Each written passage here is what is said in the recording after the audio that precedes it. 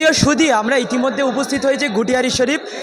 গুটিয়ারি শরীফে উপস্থিত হয়ে আমরা দেখতে পাচ্ছি আমাদের প্রাণপ্রিয় শিক্ষক হোসেন গাজী মহাশয়। তিনি হলো দেশ বাঁচাও সামাজিক কমিটির সম্পাদক। আমরা তাকে জিজ্ঞাসা করব কিছুদিন আগে ক্যানিংয়ে মাদ্রাসার ছাত্রদের পরে অ্যাটাক, এবং অহরহ আমরা দেখতে পাচ্ছি মাদ্রাসার ছাত্রদের পরেও অ্যাটাক হচ্ছে। সেই অ্যাটাকের কারণে আমরা ফুরফুরা শরীফের যত মাদ্রাসা বোর্ডের ছাত্ররা আছে, বিশেষ করে আলিয়া বিশ্ববিদ্যালয়ের তরফ থেকে এবং ফুরফুরা ফাতিয়া সিনিয়র মাদ্রাসার তরফ থেকে যত পশ্চিমবাংলার মাদ্রাসা বোর্ড আছে, আমরা প্রত্যেকে মুসলিম পার্সোনাল ল বোর্ডের নেতৃত্বে ফুরফুরা শরীফে গিয়েছিলাম। সেখানে গিয়ে কিছুদিন আগে যে এই ছাত্রদের পরে অহরহ অ্যাটাক হচ্ছে, মাদ্রাসা বিশেষ করে মাদ্রাসার ছেলেদের উপরে অ্যাটাক করছে, আমপাবলিক মাদ্রাসার ছেলেদের ধরে অ্যাটাক করছে, এই সম্পর্কে আপনি কি বলবেন? দেখুন, আমি সর্বপ্রথমে বলি, এতক্ষণ বলিনি, আমি দেশ বাঁচাও সামাজিক কমিটির রাজ্য সম্পাদক প্রতিষ্ঠাতা, জমিয়াত উলামায়ে হিন্দ দক্ষিণ 24 পরগনা কোঅর্ডিনেটর, সিপিডিআর হিমালয়াসে পশ্চিমবঙ্গের রাজ্য কমিটির সাধারণ সম্পাদক এবং এপিডিআর বন্দি মুক্তি কমিটির ভাইস প্রেসিডেন্ট হিসাবে আমরা দেখেছি মুর্শিদাবাদে মাদ্রাসায় আরএসএস বিজেপি বাহিনী গিয়ে মাদ্রাসার শিক্ষক এবং পরিচালকদের বাচ্চাদের পর্যন্ত কুড়ুল দিয়ে কুপিয়েছে। আমরা কদিন আগে দেখেছি ক্যানিংয়ে দাড়ি টুপিওয়ালা থাকার কারণে তাদেরকে বাংলাদেশি বলে একজন সরকারি অফিসার সে অ্যাটাক করেছে। সারা দেশ জুড়ে এই ঘটনাগুলো ঘটছে।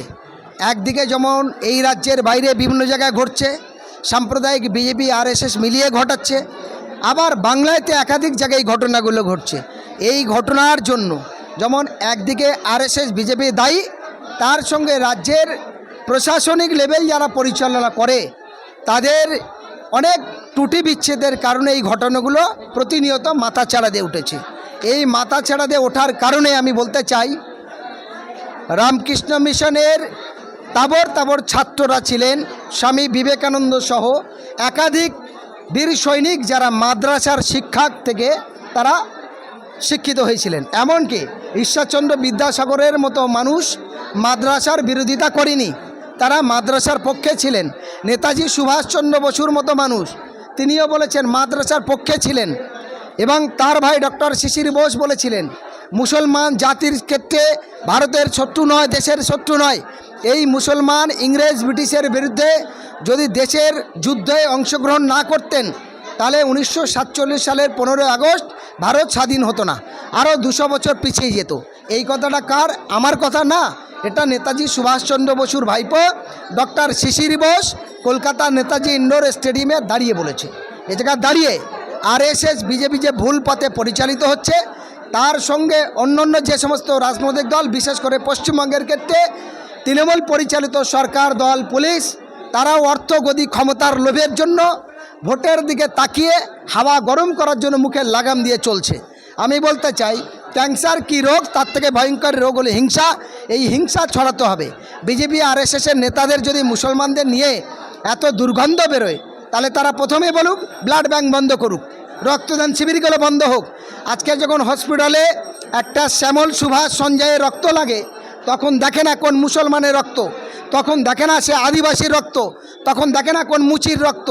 ফলে আমরা যখন তখন ক্ষেত্রে রক্তের প্রয়োজনের জন্য এসব ভাবি না, আমরা চিকিৎসার ক্ষেত্রে ভাবি না, বাজারের ক্ষেত্রে ভাবি না, ট্রেনের ক্ষেত্রে ভাবি না, কর্মের ক্ষেত্রে ভাবি না, তাহলে রহরহভাবে মুসলমানদের ওপরে ঘৃণা ছড়াচ্ছে। আর পুলিশ নিরবতারভাবে পালন করছে। যেমন আমরা বনগাঁয় দেখেছিলাম, পাকিস্তানের পতাকা যারা লাগালেন তাদের ছেড়ে দেওয়া হলো। আর মুর্শিদাবাদের নিরীহ মানুষ এখন পর্যন্ত 685 মতো মুসলমানদের মিথ্যা মামলা দিয়ে ধরালো। তাহলে পশ্চিমবঙ্গের সরকার কি নাকে তেল দিয়ে ঘুমাচ্ছে? পশ্চিমবঙ্গের স্বরাষ্ট্রমন্ত্রী, পুলিশ মন্ত্রী, মুখ্যমন্ত্রী কি নাকে তেল দিয়ে ঘুমাচ্ছে? ভারতবর্ষের অন্যান্য গণতান্ত্রিক প্রিয় সাংসদ বিধায়করা তারা ঘুমাচ্ছে? বিজেপির এই অধম জানোয়ার সুকান্ত মজুমদার, দিলীপ ঘোষ এবং আপনার ওই শুভেন্দু অধিকারী, অর্জুন সিং, তারা কি নাকের তেল দিয়ে ঘুমাচ্ছে? তারা এই সত্য কথাটা বলতে পারছে না। ফলে এই অসভ্য নোংরাতার বিরুদ্ধে গোটা দেশ জুড়ে মানুষের ঐক্যবদ্ধভাবে রুখতে হবে। সাম্প্রদায়িকের বিরুদ্ধে সম্প্রীতিকে গড়তে হবে। মানুষের ভ্রাতৃত্ববোধ রক্ষার স্বার্থে এগিয়ে আসতে হবে। না হলে ক্রমশ এই জিনিস যখন বাড়বে, মানুষের রাস্তায় চলা বিপজ্জনক হবে। ফলে মানুষের ব্যবসা বাণিজ্য কার্যক্ষেত্রে, তার জীবনযাপনের ক্ষেত্রে বাধা হবে। ফলে যে কোনো জাত হোক, ধর্ম হোক, আমরা জাতি ধর্ম বর্ণ নির্বিশেষে সব মানুষের কাছে আবেদন করতে চাই, আসুন, দেশ আমাদের সকলের, এই সমাজ আমাদের সকলের রক্ষা করা কর্তব্য। শিক্ষা হলো জাতির মেরুদণ্ড। সে স্কুল হোক, মাদ্রাসা হোক, হোস্টেল হোক, মিশন হোক, এই প্রতিষ্ঠানগুলো বাঁচানো সকল মানুষের মানবিক কর্তব্য। এই হিসাবে আবেদন রাখবো সরকার, পুলিশ, প্রত্যেকটা প্রশাসনিক ডিপার্টমেন্ট, প্রত্যেকটা নির্বাচিত জনপ্রতিনিধি তারা দেশের সংবিধানের কথা মাথায় রেখে এগিয়ে যাওয়ার জন্য আপনাদের মাধ্যমে আবেদন রাখবো। আপনি মুসলিম পার্সোনাল ল বোর্ডের একটা দায়িত্ব আছেন, আপনি কি মাদ্রাসা বোর্ডের ছাত্রদের সাথে থাকবেন? আমরা সারা জীবন মাদ্রাসার ছাত্রদের পাশে আছি এবং সমগ্র জাতির পেছনে আছি, সাথে আছি। যে কোনো অন্যায়ের বিরুদ্ধে আমরা সঙ্গে সঙ্গে প্রতিবাদ করি, আমাদের শক্তি মতো সেই আন্দোলনটা করে প্রতিবাদের বিরুদ্ধে রুখে দাঁড়াতে চাই।